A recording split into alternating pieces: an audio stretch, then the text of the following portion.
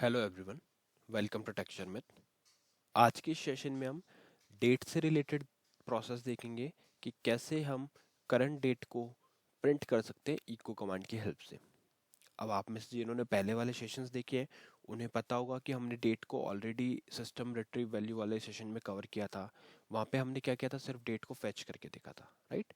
But इस time हम क्या करेंगे, वहाँ पे हमने एक अगर आप बोलो टाइम स्टैम्प लिया था यूज, है ना। उस टाइम स्टैम्प से हमने डेट फैच की थी। बट डेट में आपको डिफरेंट डिफरेंट फॉर्मेट भी होते हैं, है ना। आप Y M D format use कर सकते हो, D M Y format use कर सकते हो, है ना। ऐसे डिफरेंट डिफरेंट टाइप के हमारे पास डेट फॉर्मेट्स होते हैं। और मोस्टली आप किसी भी प्रोग्रामिंग लैंग्वेज देख लो, आपको ज़्यादातर डेट से रिलेटेड ही इश्यूज आते हैं जब भी आपको कोई रिक्वायरमेंट के अकॉर्डिंग आपकी डेट कस्टमाइज करनी होती है ना। तो इसलिए ये सेशन बहुत इंपॉर्टेंट है। इसमें हम समझेंगे कैसे हम करंट डेट में थोड़े से मॉडिफिकेशन करके उसकी वैल्यूज़ को प्रिंट कर सकते हैं। वो फिर डिफरेंट डिफरेंट फॉर्मेट में हो सकता है, ठीक है। तो ये पूरा प्रोसेस हम इस सेशन में देखेंगे। इसके लिए मैंने यहाँ पे एक कमांड ऑलरेडी लिखी हुई है।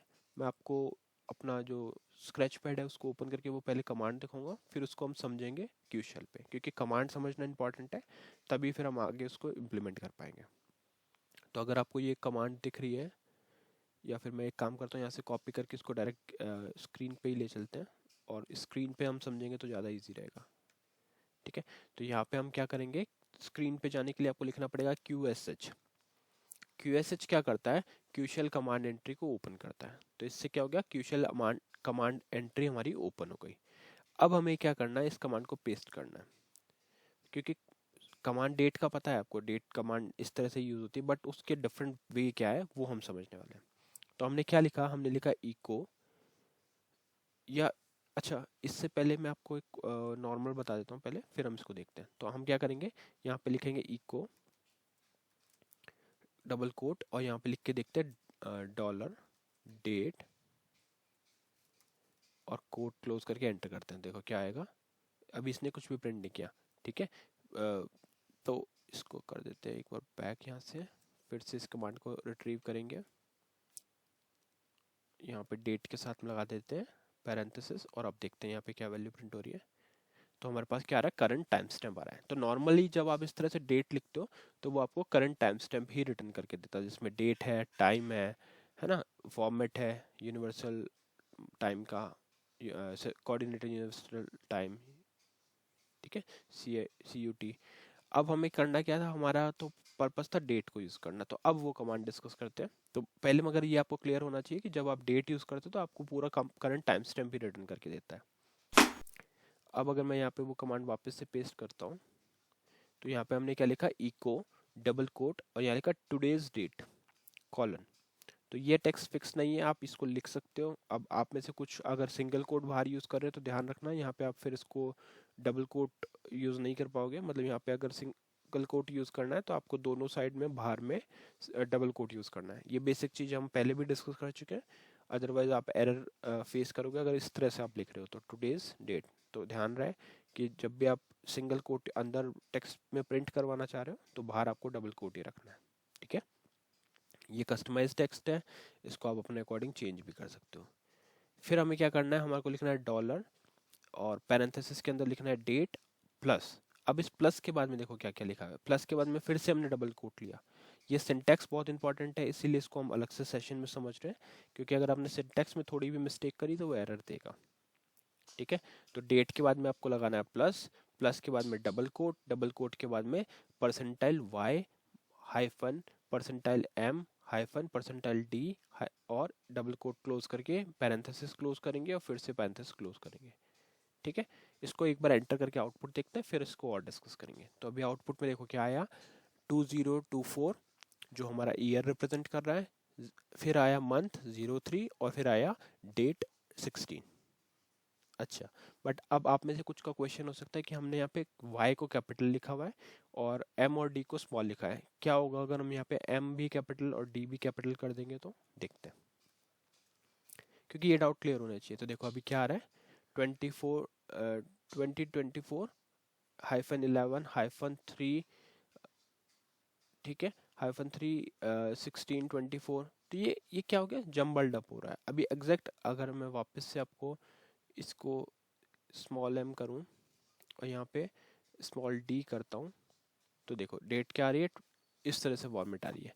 तो ये सब फॉर्मेटिंग में आप इन सबको चेंज कर करके देख सकते हो। जैसे यहाँ पे अगर हम स्मॉल वाई लिखेंगे तो क्या होगा, आप देख सकते हो। ठीक है, तो ये क्या हो गया 24, पहले क्या आ रहा था 2024, अभी क्या आ रहा है सिर्फ 24। अच्छा, इसी जगह पे अभी वाई को ऐसे ही रखते हैं, एम को कैपिटल करके देखते हैं। यहाँ मैंने किया एम को कैपिटल, तो अभी क्या आ रहा है 24, एम आ गया 12 और डेट आ रही 16। ठीक है, तो ये सारे वेरिएशंस हैं। अगर यहाँ पे हम वापस से स्मॉल कर देते हैं और डी को करते हैं कैपिटल डी, तो क्या आ रहा है 24-3, और फिर यहाँ पे वो कंप्लीट डेट भी दिखा रहा है। क्यों? क्योंकि अब जो कंप्लीट डी यहाँ पे हम यूज़ कर रहे हैं वो डेट को रिप्रेजेंट कर रहा है। अगर आपने लास्ट सेशन देखा होगा तो वहाँ पे हमने सिर्फ डी यूज़ करके देखा था। मैं एक बार बताता हूँ कैसे। अगर इसको हम प्लस के बाद में परसेंटाइल डी लिखते हैं, क्योंकि हम टाइम स्टैम्प की बात कर रहे हैं, तो ये टाइम स्टैम्प के उस पर्टिकुलर पोर्शन को ही फेच करेगा जो भी आप वहाँ मेंशन कर रहे हो। जैसे यहाँ पे डी किया, तो अब क्या करके ला रहा है, ये डेट को लेके आ रहा है। इसी तरह से अगर मैं यहाँ पे सिर्फ एम लिखता हूँ इस जगह पे, तो देखना अब आपको क्लैरिटी ज़्यादा होगी। तो एम में क्या लेके आया 13। ठीक है, उसी तरह से अब ये चीज़ें आप नेट पे भी आइडेंटिफाई कर सकते हो कि इसका क्या मीनिंग होता है, वाई कब लगाना है, एम कब लगाना है, डी कब लगाना है। तो यहाँ पे अगर कैपिटल डी लिखेंगे तो क्या आएगा, ये डेट लेके आ रहा है। एम देख लिया हमने, वाई अगर हम यहाँ पे यूज़ करते हैं तो वो ईयर वाला पोर्शन को फैच करके लाएगा। तो जो कंप्लीट, इसीलिए मैंने आपको पहले कंप्लीट टाइम स्टैम्प का बताया था कि जब आप कंप्लीट टाइम स्टैम्प प्रिंट करते हो तो ये सारा पैटर्न आता है, इसी की कुछ वैल्यूज़ को फिर हम ब्रेक डाउन कर सकते हैं। ठीक है, अब एक और चीज़ बताता हूँ जो इम्पोर्टेंट है कि अगर हमें फॉर्मेट में थोड़ा सा चेंज करना है, जैसे मैं यहाँ पे लास्ट कमांड को रिट्रीव करूँगा एक बार, वाई एम डी वाली जो नॉर्मल हमने वैल्यू प्रिंट की थी, वाई एम डी, हाँ इसको इसको रिट्रीव करते हैं। अब यहाँ पे ईयर मंथ और डे है, तो इसको थोड़ा सा चेंज करके देखते हैं। यहाँ पे लिखेंगे एम स्मॉल में, यहाँ पे कैपिटल वाई लिख देंगे, कैपिटल वाई, और एंटर करते हैं। तो अब देखो डेट में थोड़ा सा चेंज हो गया, मंथ क्या आ गया, पहले आ गया मंथ हो गया 03, ईयर हो गया 2024 और डेट हो गई 16। ठीक है, उसी तरह से अगर थोड़ा सा और चेंज करना हो, अगर आपको यहाँ पे ईयर की जगह पे डेट प्रिंट करनी हो, एम एम डी वाई करना है, तो यहाँ पे डी कर देंगे, इसको कर देंगे वाई। तो यहाँ पे हमारे पास ये ऑप्शन रहता है कि आप अपनी डेट अपने अकॉर्डिंग कस्टमाइज कर सकते हो। जैसे 3/16/2024 आ गया है ना, पहले ये कुछ और था। सिमिलरली अगर आपको वाई एम डी करना है तो वाई एम डी भी हो जाएगा, year month date. D M Y करना है, अच्छा डी एम वाई जो देखते हैं यहाँ पे लिखेंगे डी एम और कैपिटल वाई। तो इस केस में क्या आ रहा है 16/3/2024। अगर ईयर भी आपको 2 वैल्यूज़ का ही चाहिए तो यहाँ पे आप क्या करोगे, स्मॉल वाई कर दोगे। स्मॉल वाई हमने करके एंटर किया तो आ गया 16/3/24। ठीक है, तो ये सारे स्टेप्स हैं। बाकी जो मैंने आपको कैपिटल एम कैपिटल डी का बताया वो आप एक्सप्लोर करो, उसको आप सिंपल लिख एक एक एक्सप्लोर कर सकते हो एक एक चीज़ को लिख के कि वो एग्जैक्टली क्या वैल्यू फैच करके लाता है डेट से। क्योंकि डेट इसीलिए मैंने आपको पहले इम्प्लीमेंट करके बताया कि डेट जो है वो कंप्लीट टाइम स्टैम्प के लिए होता है, ना कि सिर्फ डेट के लिए। उस कंप्लीट टाइम स्टैम्प से हम फिर डेट फैच कर सकते हैं कैपिटल डी की हेल्प से। ठीक है, तो आई थिंक अब आपको ये डेट का पूरा कॉन्सेप्ट क्लियर हो गया। सेम चीज़ अगर आपको अपने प्रोग्राम में यूज़ करनी है तो आप यूज़ कर सकते हो। वहाँ पे बस आपको यही एज इट इज़ कमांड को एग्जीक्यूट करवाना होगा।